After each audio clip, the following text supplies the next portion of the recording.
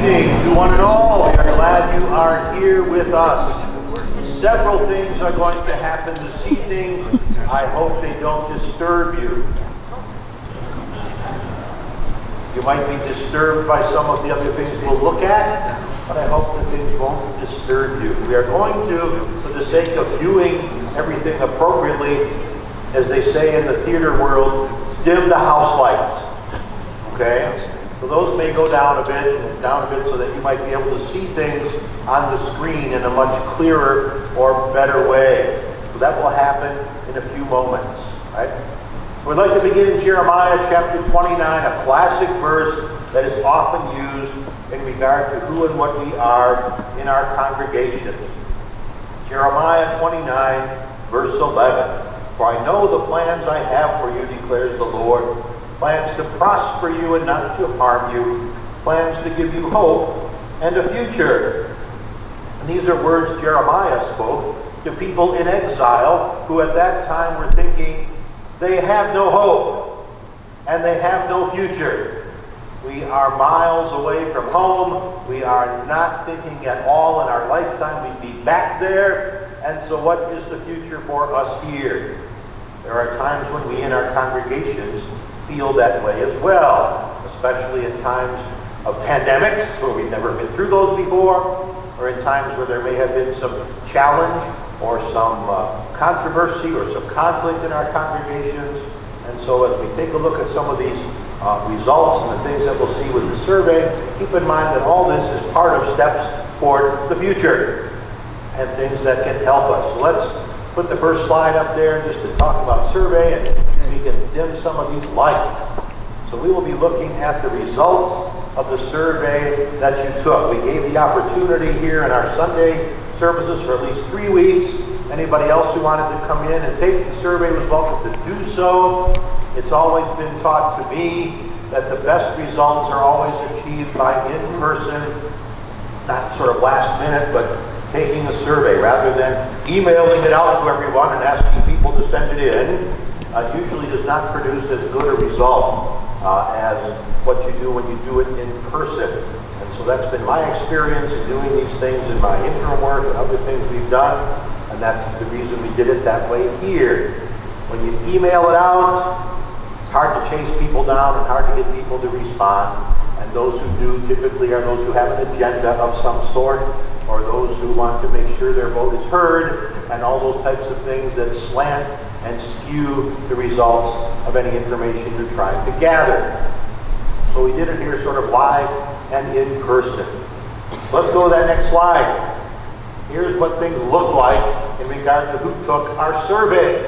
You'll notice quite a broad spread, sort of representative of our congregation in the numbers and amounts. Certainly the largest group, the 65 to 74-year-old group, to fulfill the survey.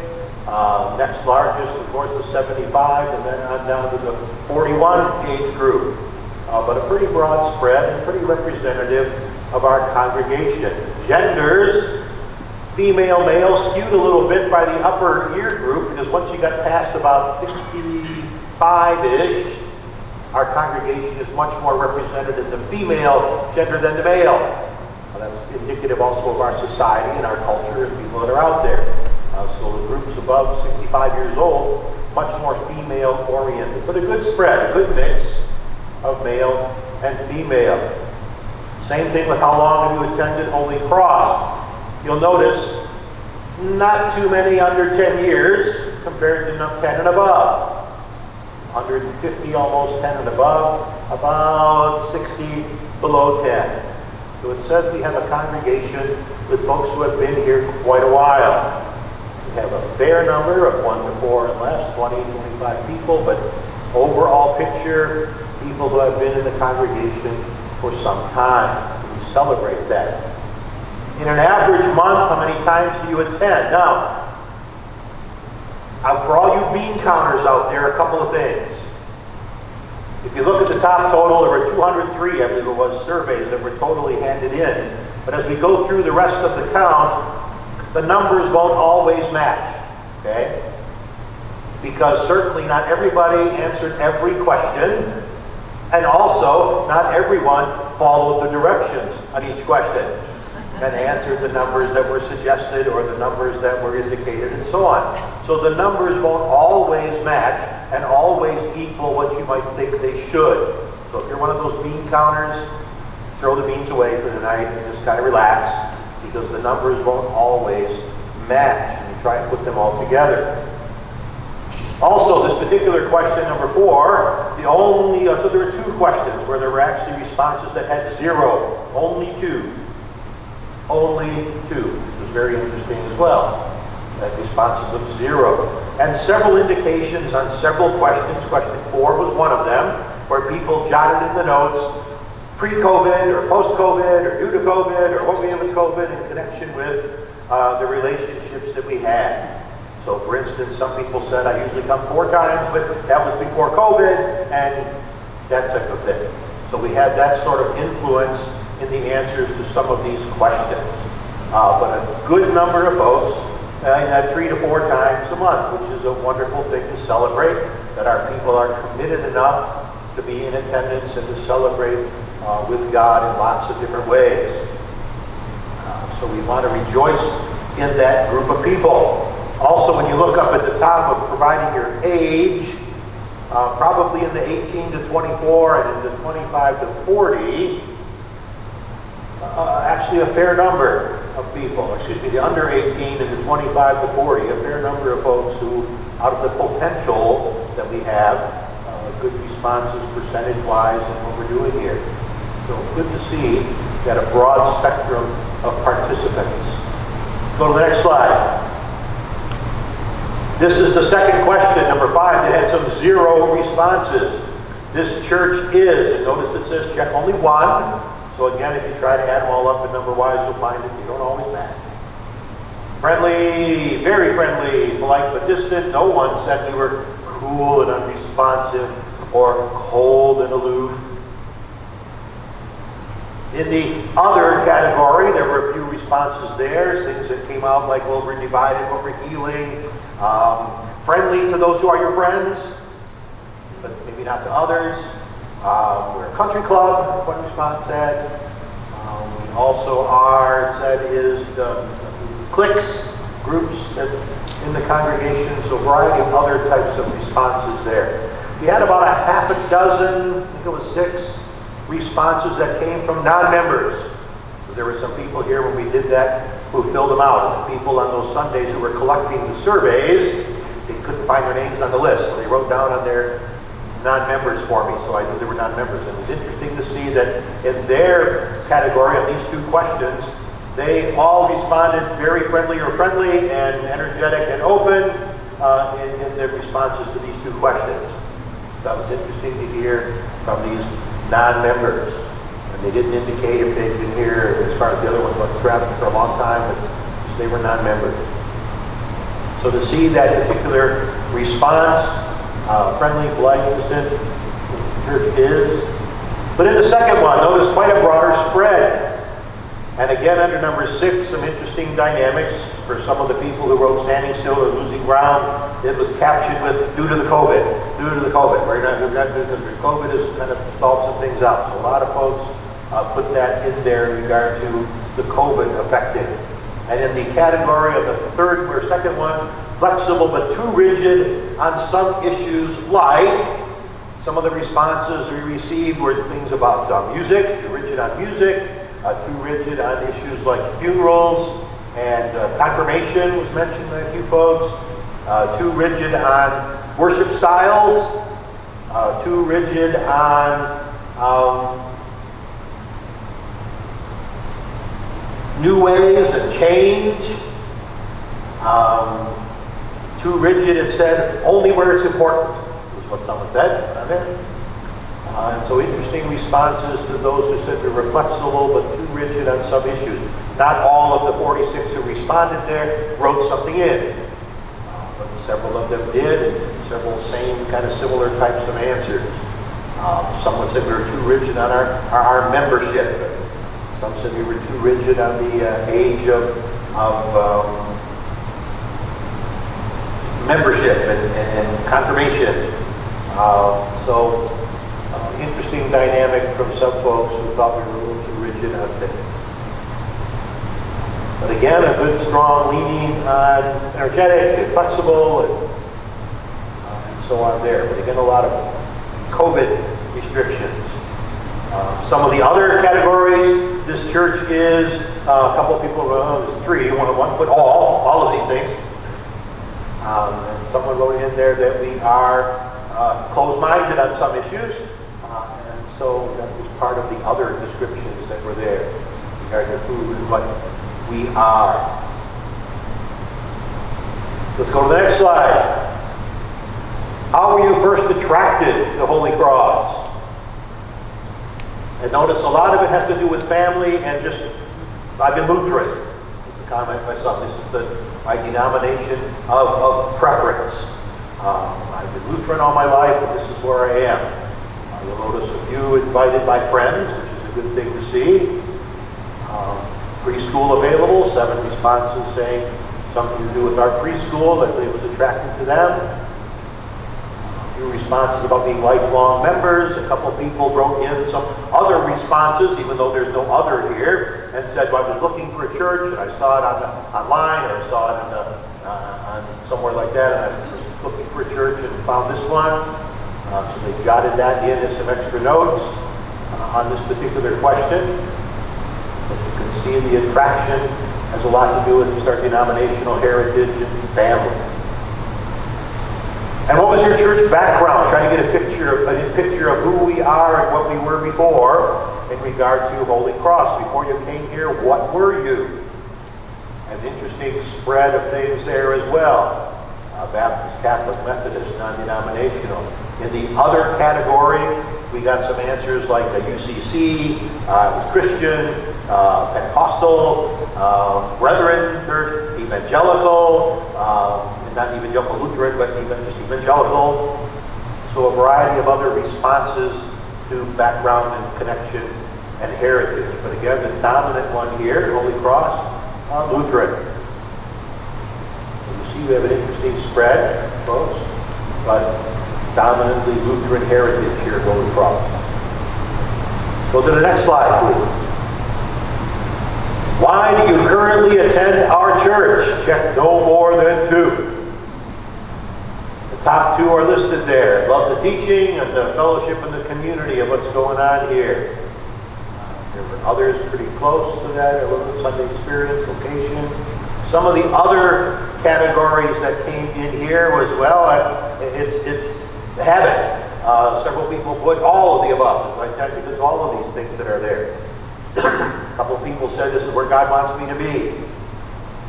A couple of people said it's the closest Missouri Synod church to where I live, so that's why I want to be in a Missouri Synod church. Several people said it's Bible-based, that we come because it's a good Bible-based church, and it's preaching and it's teaching. Some people added just because of the people. I like the people here. That's a good testimony to some of the things that go on there. Why do you currently attend? A couple people put, because I work here, a couple people put, well, my family brought me, some, especially for our younger ones, especially 18 and under, my family, come up with the family. So you would expect that, I suppose, in some of the younger age ranges like that. Why do you believe other people attend our church? And you'll notice sort of a same 2 but reversed. Fellowship and community, love the teaching. So the top 1 and 2 only just reversed in there. Love the music, location, ministry offering, same choices. You see a little bit of reverse. In the other category, a few, how am I supposed to know that? I don't know. I haven't talked to anybody. How am I not going to know other people come? I never asked them. So others, again, thought they attend maybe because of family. Again, some people put all of the above. Other people attend. The people as well. So a lot of similar other choices, except for the few of the I don't know. How would I know that? How could I ask them why they attend? So just giving us a spread and a little feel for what's attractive about Holy Cross. You look at some of these issues that are there. So let's go to the next slide. Where do you feel our church is strongest? And again, every answer had some numbers to it. There There were none that had 0 or whatever else. The top 2 are indicated there, the overall worship experience and the Bible study groups, small groups. Sort of preaching comes kind of a close third, but the rest are all pretty far away. So they're pretty head and shoulders above most of the rest. You go, for instance, from 69 for preaching down to 30, building community. So the overall worship experience, the Bible study in small groups, and then if you throw preaching in as a little bit of a third, are pretty far and away the top choices or the top ones that are offered there. In the other category, we received some comments about, well, again, all these things. We received a couple that said leadership. We're strongest in leadership here in the congregation. Some said ministering inside to the people who are here. We are strongest in that category. Again, a couple mentions of Bible-based. We are a Bible-based congregation. So some of the strengths of who and what we are, as you indicated on the survey. Let's go to the other side of the coin on the next question. Where do you feel our church could use the most improvements? And again, check no more than 2. But you'll notice everyone is represented there. Interesting spread here as well. Far and away, the top number, connecting with younger generations. Connecting with younger generations, by far and away the number 1 choice. See, number 2 is a very distant, from 100 and so indications down to a 34. Outreach and evangelism need improvements. So very much powerfully thinking that we need to be working on younger generations, which is not atypical. It's not unlike where most congregations in mainline denominations are, struggling with connecting with younger folks. And you can define younger generations however you want, because for most of us here in the room, it can mean a different thing. Younger generations could mean people in their 50s to some people. And younger generations could mean people in their teens and 20s to other people.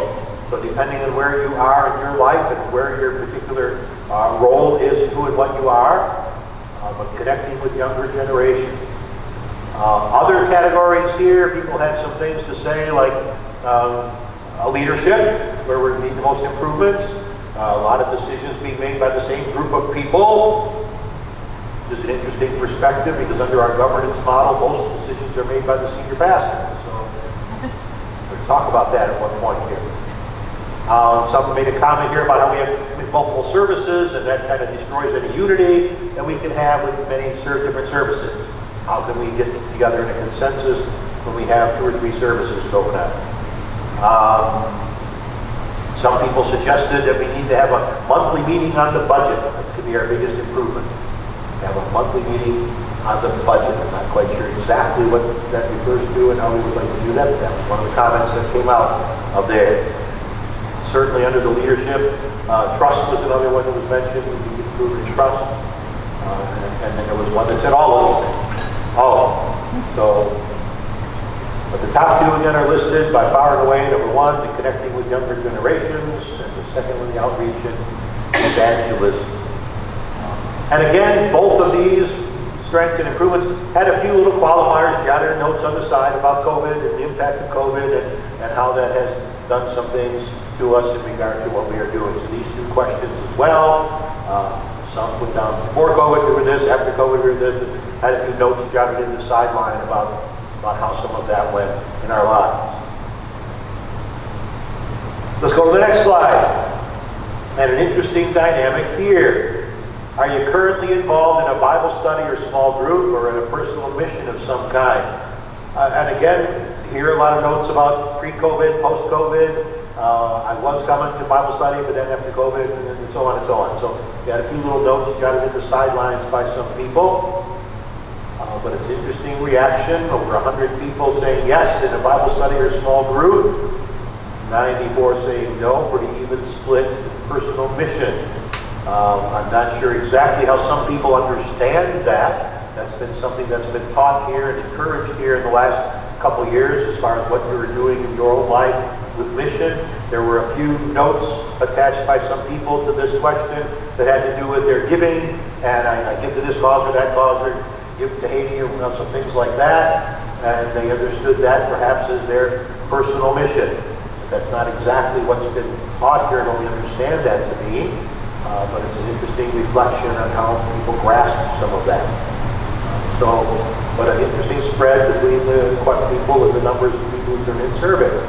Are you involved in Bible study or not? A couple people indicated in the Bible study question they were involved but not here at Holy Cross. I know some people are involved in the thing called Bible Study Fellowship and other groups like that are out there. And so they did say, yes, I'm involved, but not necessarily here. Because we didn't ask that. Was it here? Are you involved in Bible study? So some people indicated yes, but not here. And that's fine. Bible study in a different way. Here, another one that was kind of by far and away some leaders. In a sermon, which of these components are most important? Check your top three. Well, you notice everyone's represented there. So it's an interesting spread, again, a dynamic of our people and what they think is important. But by far and away, application to everyday life, strong biblical reference and spiritual nourishment. Head and shoulders above all the rest of them. Head and shoulders above even relatable or illustrations and humor, visual aids, challenging the status quo, all those types of things. So sermon style, how that applies to what's going on in your pastors and what's going on. So a very interesting perspective of the members here about what's important to you that comes from the pulpit. So good word to the pastors and the leaders for our call committee. They'll be using a lot of this information as they look at candidates.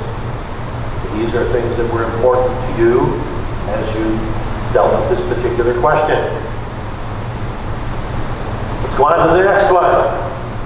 We asked you to rank some things and put some things in order. This particular one says rank the following leadership styles from 1 to 4, 1 most important as you would prefer them in your senior pastor, and write the numbers in the blanks. We asked you to do that. Now you see several different colors here and several different numbers here. Let's explain that for you. Okay? If you look at the far left-hand column, the sort of gold or yellowish kind of a color, that is the board, our Vision and Leadership Board. I asked them this question and asked them to rank them. The blue column is our staff. I asked them to do the same thing. Rank them. The red column are our transition teams. If you were on one of our transition teams, we asked you to do the same thing, if you recall. And we had you rank them and the congregation. We just wanted to see how it all compared. Were we all on the same page? Were we thinking the same way? How did it work? You'll notice, for instance, the transition teams and our staff are pretty much in agreement on the top two, relational style, leader style. The Board of Vision Leadership Board had those two reversed. You'll also notice that all three of the other side groups flip-flop the bottom two, 3 and 4, manager stable. They have the same top two and the same bottom two. Bottom two in a little different order. Top two pretty much in agreement with our transition teams and our staff. A little bit flip-flop with our Vision and Leadership Board. So pretty much on the same page, pretty much flowing in the same direction. It would have been a little disconcerting, for instance, if they'd all been discombobulated from all those groups. This one would have said manager was important, and this one said stable was important, and this one said leader was important, and so on. But you have a pretty solid agreement here between all the different groups that are there. And that was what we just wanted to sort of test and see. How much were our transition teams representing the congregation? How much does our leadership and our staff represent the congregation? So fairly close to what we're doing here. Let's go to the next one. Now in this one, we gave you 10 tasks that we expect a senior pastor to perform, the 5 most important, and rank them. Rather than give you all the numbers, because it's a whole thing of different way to rank these and figure them all out, because some only get 2 votes, some get 12 votes, some get 15 zeros. You have to do a whole different kind of computing system to emerge at all the rankings. So rather than confuse you with those numbers, just gave you the rankings that are here. And again, the same column. The left-hand one that's sort of yellow is our board and how they rank these things. The blue column would be our staff. The red column is our transition teams, and the black is our congregation. So you'll notice everybody had those kind of same bottom 4. Preaching, everybody seemed to have number 1. And establishing an atmosphere in which people are attracted, in which they can grow, was number 2 in 3 out of the 4 groups. And then you look at providing leadership in the congregation. The congregation said that's number 3. It was number 3 with our vision leadership board, 2 and 4 with our staff and the transition teams. Teaching, 5, 3, 3, 4. Training and equipping of the members. But all 4 of those, a little jumbled around a little bit in their priority, those bottom 3, but all in the same area of category. The staff was sort of the only outlier when they threw that number 5 up there. Administration of the congregation was their 5th one most important to them, as opposed to establishing an atmosphere and so on. Now, it's not meaning that any of these others, community involvement, counseling, personally ministering to the needs of the members, or visitation, it doesn't mean any of those are not important. And that we don't expect our pastor to do any of those. It's just asking you to sort out where do you think the strength should be, the top things should be when we start looking for a pastor, what kind of qualities and what kind of things should he have for us that's going to be attractive to us. So the 5 most important that you would expect your senior pastor to perform and be involved with. So again, fairly common in those bottom 4 where you categorized and clumped together. Fairly common agreement on 1 and 2, and then just 3, 4, and 5 kind of flip-flopped around in different ways among the different groups. We will use mostly the congregational numbers because 200 is a much stronger number than 9 on our board and 6 on our staff and 30 on our transition team. So we'll take a look at how that works. Go to the next slide. What would you prefer to be our new senior pastor's top strengths? Choose your top 2, and again, kind of far and away, preacher and teacher. In regard to the administrator, counselor, evangelist, theologian, visionary, all had responses, all had numbers by them. But again, far and away from all the others, preacher and teacher, which is fairly normal in congregations looking for a senior pastor. Not that unusual to have those want to be the top 2 strengths of your senior pastor. It would have been surprising if you would have said you want him to be a counselor and an administrator as your top 2. That would have been much more surprising, for instance, than preacher and teacher. So a lot of this falls in line typically with what congregations looking for senior pastors are doing. Where do you want him to spend most of his time and energy? Again, everybody had an answer for every one of the things that are there. The top 4 are indicated. Number 1, again, by far and away, preaching in the worship experience. Number 2, attracting new members. Retention of those members can happen in a variety of ways, through the teaching, through the other things that go on, but something to do, we said in the other slide, establishing an atmosphere where people can grow. That can be attracting new members, retention, so connected together to some of the things that were before. Outreach and evangelism, which has been a strong thing here at Holy Cross for a while, and implementing vision. A couple that are close to that a little bit, and raising up leaders, inspiring generosity, stewardship areas, small groups, discipleship. But by far and away, preaching and attracting new members and retention in regard to what's going on. So it kind of goes hand in hand with some of the other things that were there. So if you go back, would you back up 1 slide, please? Back up. So if you look here, for instance, establishing an atmosphere in which people are attracted, in which they can grow, that was high on the priority list. And I'll go back to the one we were just on. It says, attracting new members and retention. So that goes very well together, it flows very well together in regard to the skill set and what kinds of things we want to look for in our pastor. So out of all this flows a pastor profile that would look something like this. We would look for someone with a relational leadership style, with strengths in preaching, teaching, establishing an atmosphere in which people are attracted, providing leadership and training and equipping our members. Also would add into there multiple staff experience. You hope to have a vicar again, and other pastors, or other DCEs, and other staff people. You'd like someone who has a little bit of experience in working with that, being comfortable with that. And also then a passion for outreach, which was indicated on several of those dimensions of who and what we're all about.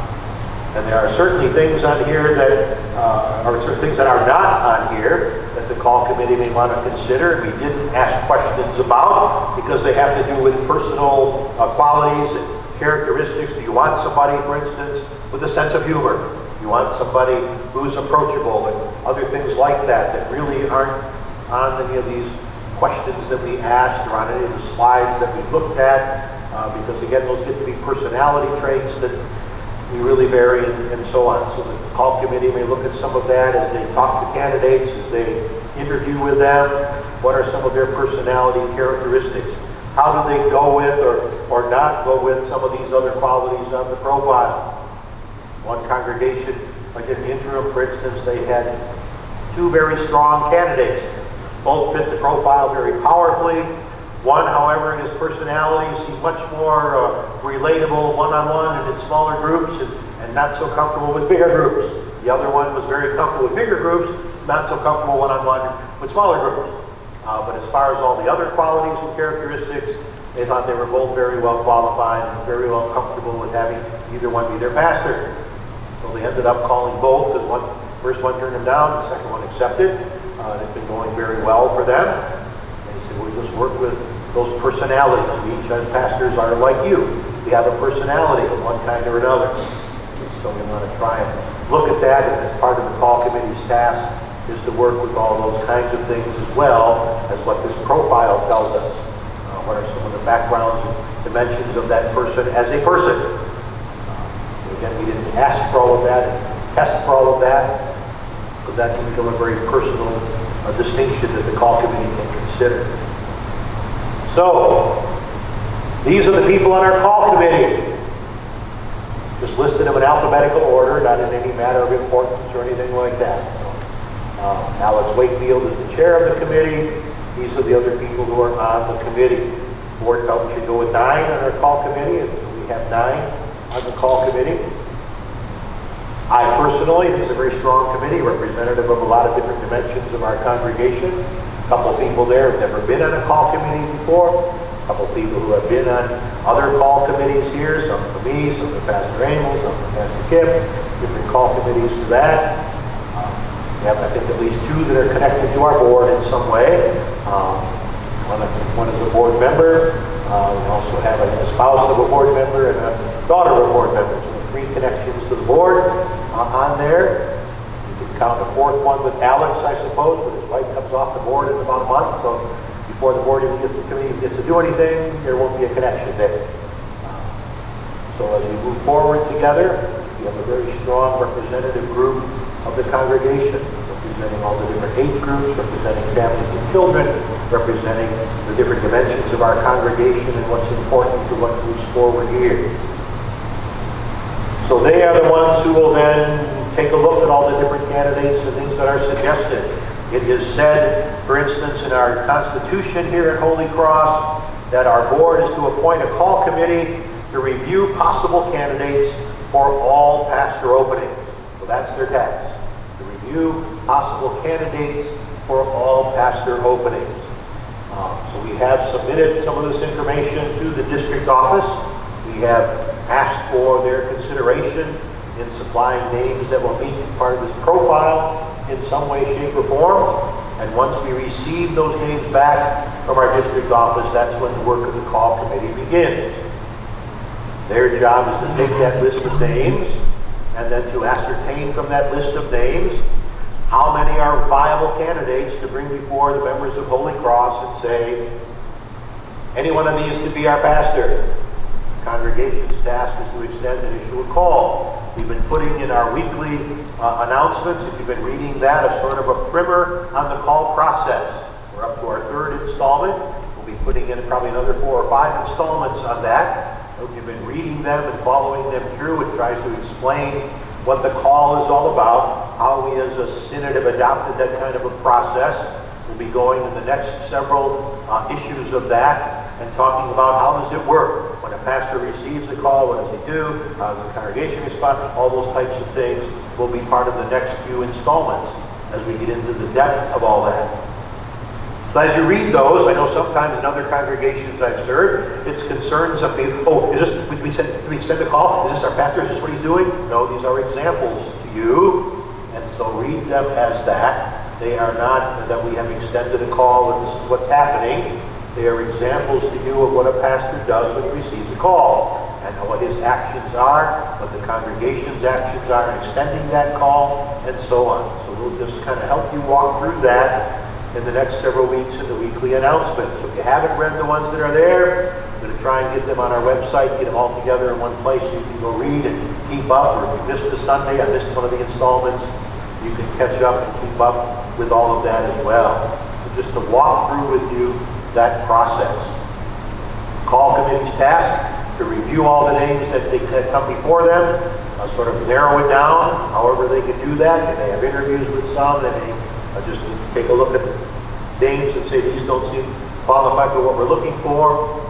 And then when they feel they're ready to do so and they've got enough qualified names or they've done enough vetting of the names that are there, then we'll have a call meeting. We'll have a special meeting of the voters to come together, and the call committee will present their information to you. Any of the candidates that they think are qualified will come before you, and you will extend a call. And once the congregation does that, then it is the task of that pastor you have called to do whatever he thinks he needs to do to sort out, is this the call I want to accept, or do I want to stay with the call I have? So we'll have, in essence, two calls. A call to serve the congregation where he is, and a call to serve Holy Cross here in North Canton. He needs to be able to discern where does God want him to be at this point in time.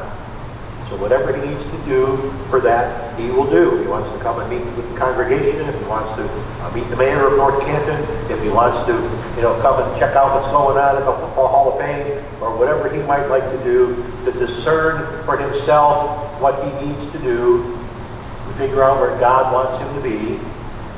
We're sort of at his beck and call to do whatever he thinks he might need to do. If he wants to meet with the whole congregation, to meet with our board, to meet with different parts of the congregation, we'll be able to provide that for him, help him make a decision.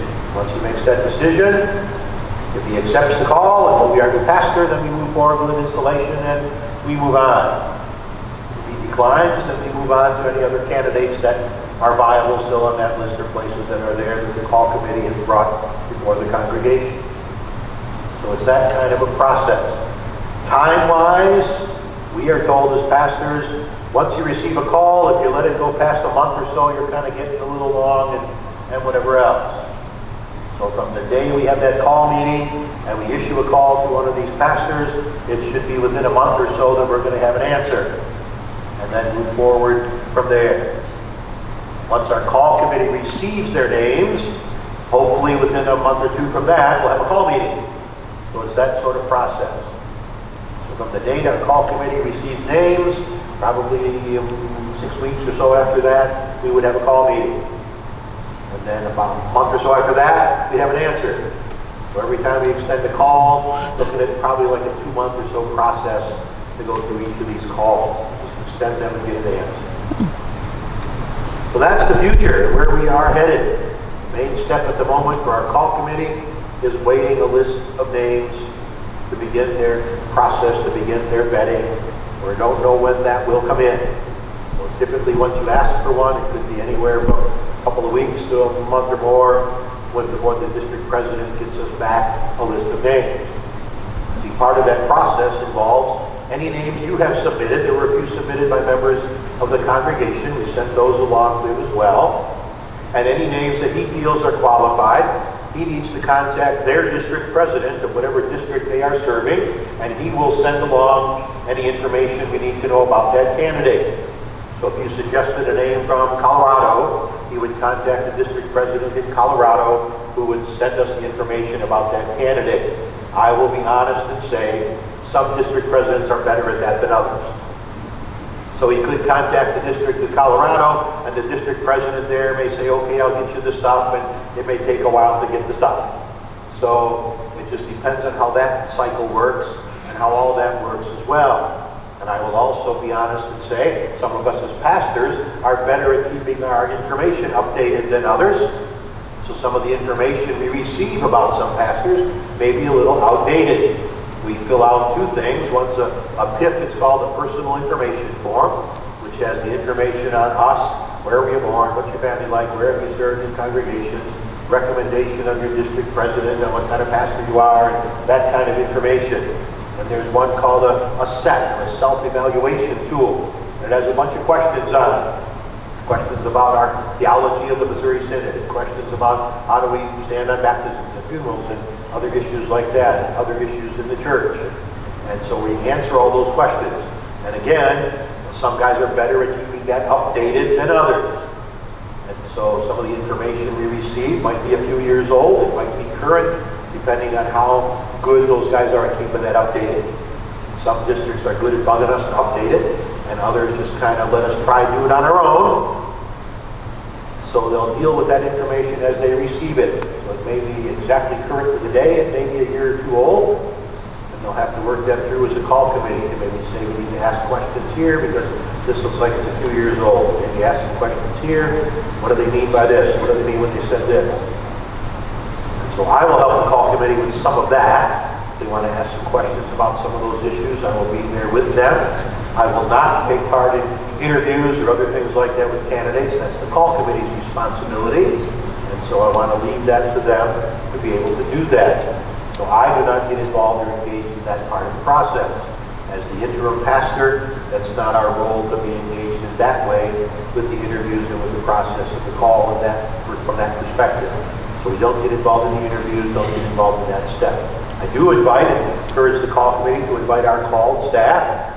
So Josh, for instance, and Marjorie of our called staff would sit in on part of the interviews, just to provide that perspective in case there are questions on the preschool or questions on our youth programs or other things like that. They can provide answers that maybe the committee might not know the full details about. So they would sit in. They're not members of the committee, but just to be there to provide some help and some direction or information if it might be needed. So that's the process as to how we work and what we do. So the survey results, it is all in. Do we turn the house lights back on? And are there particular questions you may have? Don't know if we can answer them all, but are there particular questions you may have at this point in time? How many people responded to the questionnaire? You said it was 203 in the very first thing. There are 203 responses to the questionnaire, which I thought was a pretty good response for where we're at in our congregation and what's going on with all that. So if you added those numbers in the very first slide, you said it was 203 responses. I thought that was a good number for where we're at today. Any other questions?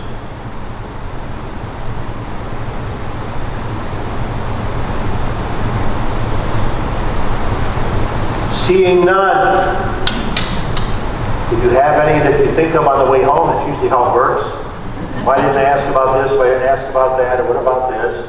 I'd be certainly glad to speak with you or sit down with you and talk about any of that or deal with any of those questions you may have. But I thank you for your participation in the survey. I'm going to be bold and assume that all of you did the survey. Question?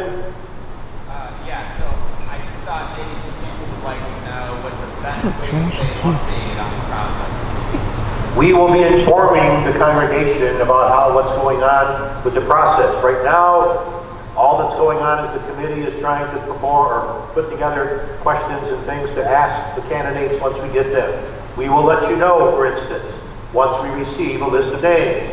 That'll be in our newsletters, that'll be in our weekly things, or it'll be an e-blast. There'll be ways that we will communicate with you to say, okay, we got a list of names, now the call committee begins its work. So we will keep you informed as to how that's moving forward. Yes? Do you personally feel we have progressed enough in the reconciliation process to be reaching out to every pastor at this time? Sure. Do all the problems get solved before we reach out to a pastor? Absolutely not. You probably are the better judge of some of that. People say to me, Pastor, is your job done here? Well, if I ever say I've stayed long enough to get my job done, I've stayed way too long. Because that's not how those things work. The goal when we come here is to get the congregation stable enough, move forward to call a new pastor and bring a new pastor on board. This seems like an opportune time for that. You need to be aware that several other things are going on as far as the dynamic of the congregation. There will be major staff turnover. We're already sort of in the beginning of all that. And you need to understand some of the ways in which that will be happening. Marjorie, for instance, our preschool director, is retiring in December. And we have already put in place Michelle Moyna, who is taking over as director there. Our musician, Lee, his wife Becky, who have been involved, originally planned, right, Lee, to retire in August. Well, this is October, and you notice they're still here. Okay? And so they were still planning to help out and walk through and guide us through a new pastor and let him get here, and then probably they will be stepping away. Again, it's not my task as the interim pastor during those kinds of times to make those changes. Then it sort of saddles your new guy with people I thought were good, but maybe don't work well with the new guy. So we want to have him some input into some of those kinds of changes that will go on. So there will be a whole different look to a lot of different things. Josh is here. Originally his time was up in December, and he's agreed to stay on and move forward a little bit with us as well. So there may be a lot of transitioning going on, and it would be really good to have that direction of a new pastor to help with some of that and work that through. That, in some guys' eyes, is an exciting thing, to be able to sort of build a staff and have some input into what's going on and be able to help a congregation move forward in that way.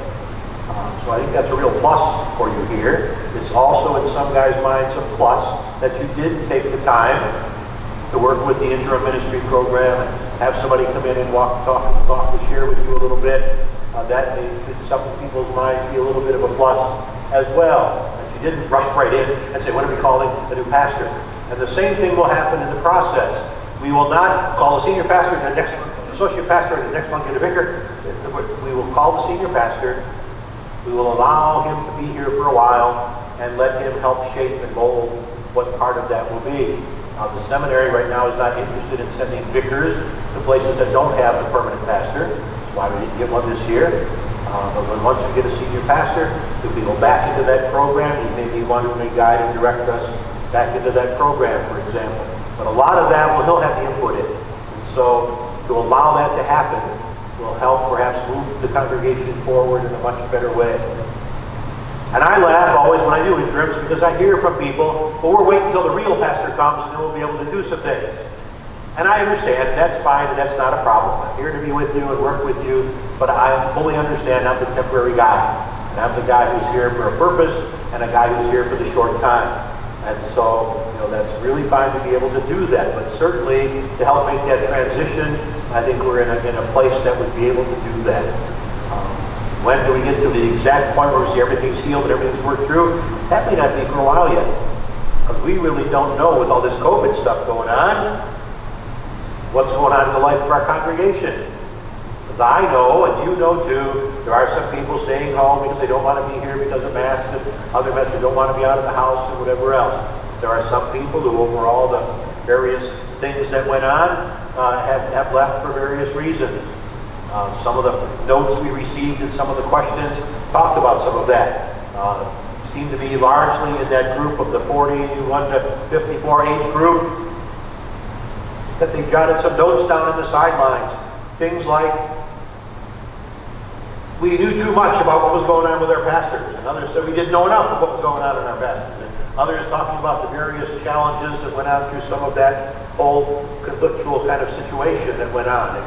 And so we don't know if there are people out there who have left or stayed or gone or come or gone because of any who knows what kinds of things. And we may not know that for a while. So if we want to wait until all this stuff is done and everything's done with the COVID thing and everything's over and we're all back to normal before we start calling a pastor, we can do that. But when's that going to be? And when will we get close to being in that kind of a position to do that? And so we continue to move forward. We continue to do, I think, what God would like us to do. I don't sense God has abandoned Holy Cross at all. I don't sense God has left us in the lurch in any way, shape, or form. I really strongly feel the best is yet to come for Holy Cross, and I strongly feel He is walking side by side with your leadership and side by side with the people who are directing our call process and other things like that to provide that pastor, that person that God knows He has in mind for Holy Cross. So I'm not uncomfortable at all in saying what we're doing seems to be fine as we move forward. Other questions?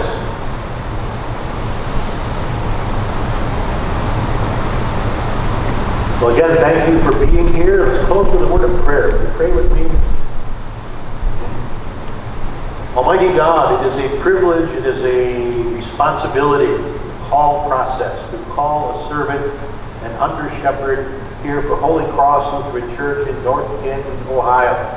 We ask that you would continue to guide and direct us, be with all the members here in all the various situations we find ourselves, struggling with a virus, wondering what things will be like when that is done, wondering what normal will really be.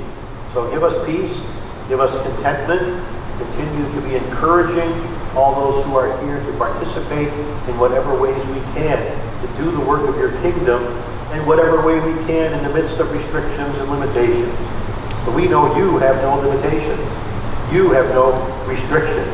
So give us a mindset that says we can work beyond and we can work above and we can work through all these things together as your body here in this place.